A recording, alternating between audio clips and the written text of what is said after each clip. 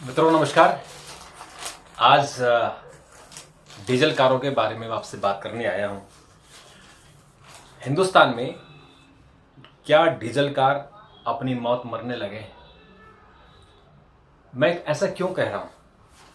क्योंकि पिछले कुछ दिनों से जो रिपोर्ट आई है उसमें ऐसा लगता है कि डीजल कारों की बिक्री बहुत तेजी से नीचे गिर रही है और उसके बहुत सारे कारण हैं।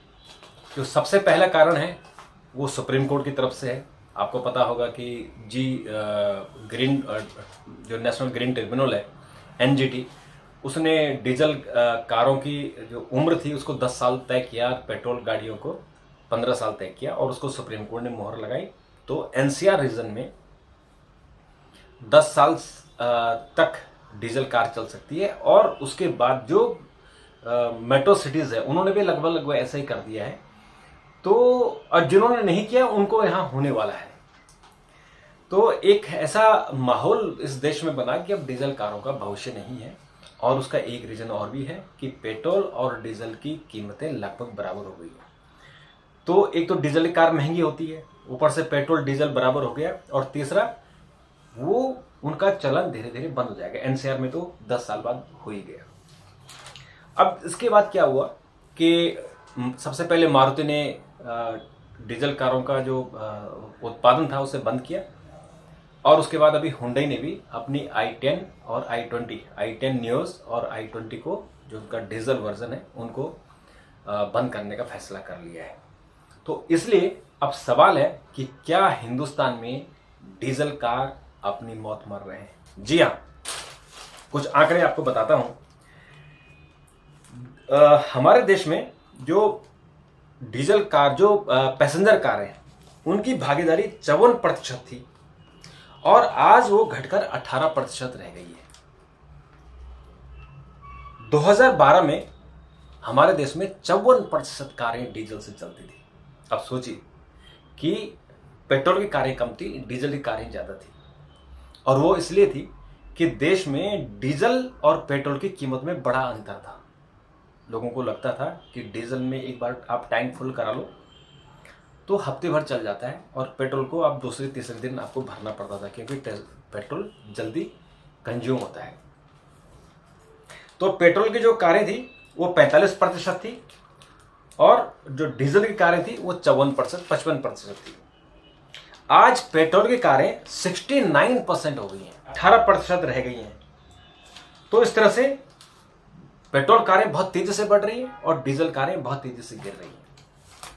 जो प्राइस था डीजल में और पेट्रोल में 2012 में करीब 10% का अंतर था रेट में, और आज वो घटकर 7% रह गया है।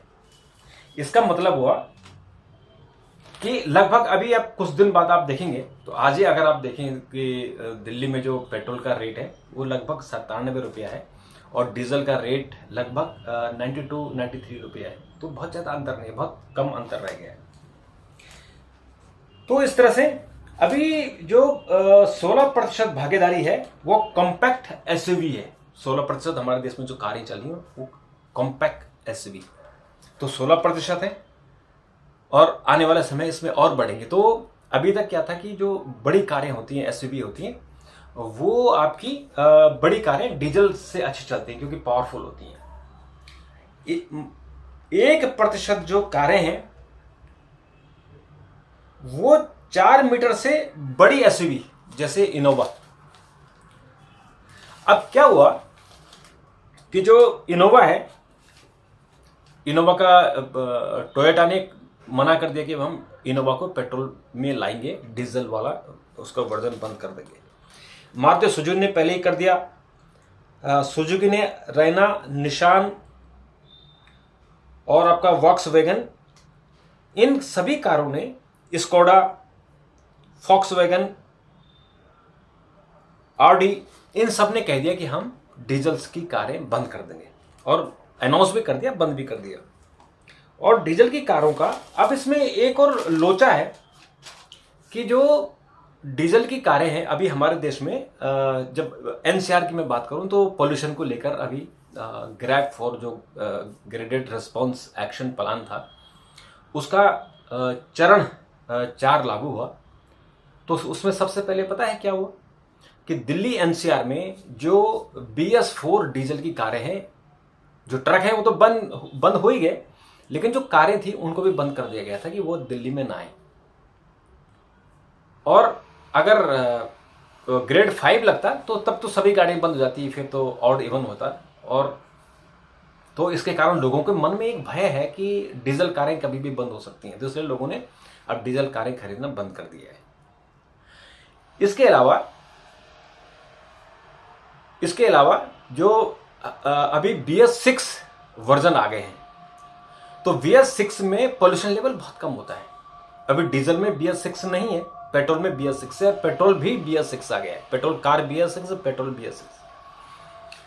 अगले साल 1 अप्रैल 2023 से हमारे देश में BS6B आ रहा है, यानी BS6 का नेक्स्ट वर्जन आ रहा है।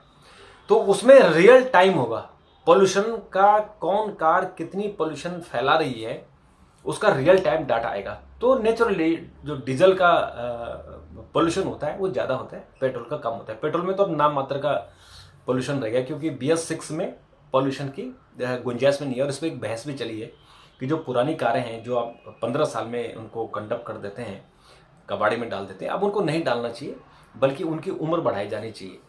लेकिन अभी इस पर सरकार तैयार नहीं है, क्योंकि सरकार ही सुप्रीम कोर्ट जाएगी। मैंने खुद भूपेंद्र यादव जो पर्यावरण मंत्री हैं उनसे पूछा था कि क्या सरकार अब जाएगी सुप्रीम कोर्ट में कि इनको रिलैक्सेशन दी जाए, तो उन्होंने मना किया था। जबकि आपको पता है कि एक कार को बनाने में करीबन 59 मिनरल्स लगते हैं। उस मिनरल्स का उपयोग देश के अन्य जो इम्पोर्टेंट चीज़ें हैं उनमें इस्तेमाल होना चाहिए, क्योंकि कार आप 15 साल बाद ख़त्म कर देते हो, नई की नई रहती है, उसका पोल्यूशन नहीं हो रहा है, तो उनको आगे चलाने की अनुमति होनी चाहिए। लेकिन आज का जो सवाल है कि क्या डीजल कारों का अब मौत का समय आ गया है? तो ये बात बिल्कुल सही है कि डीजल कारों का संकट है, और ये संकट अब हमारे यहाँ 2 साल में, 3 साल में, 5 साल में डीजल कारें, बिल्कुल नई कारें आना बिल्कुल बंद हो जाएंगी, और केवल आपको पेट्रोल वाली कार ही मिलेंगी। इससे पोल्यूशन भी कम होगा और टेक्नोलॉजी भी चेंज होगी। लेकिन जो डीजल का मार्केट है, जो डीजल के इंजीनियर हैं, जो डीजल के इतने बड़े बड़े प्लांट लगे थे, वो वाकई बंद हो जाएंगे। तो ये पोल्यूशन के लिए तो अच्छा है, इकोनॉमी के लिए कितना अच्छा होगा ये देखने वाली बात होगी। तो आज के लिए इतना ही। नमस्कार, थैंक यू, धन्यवाद।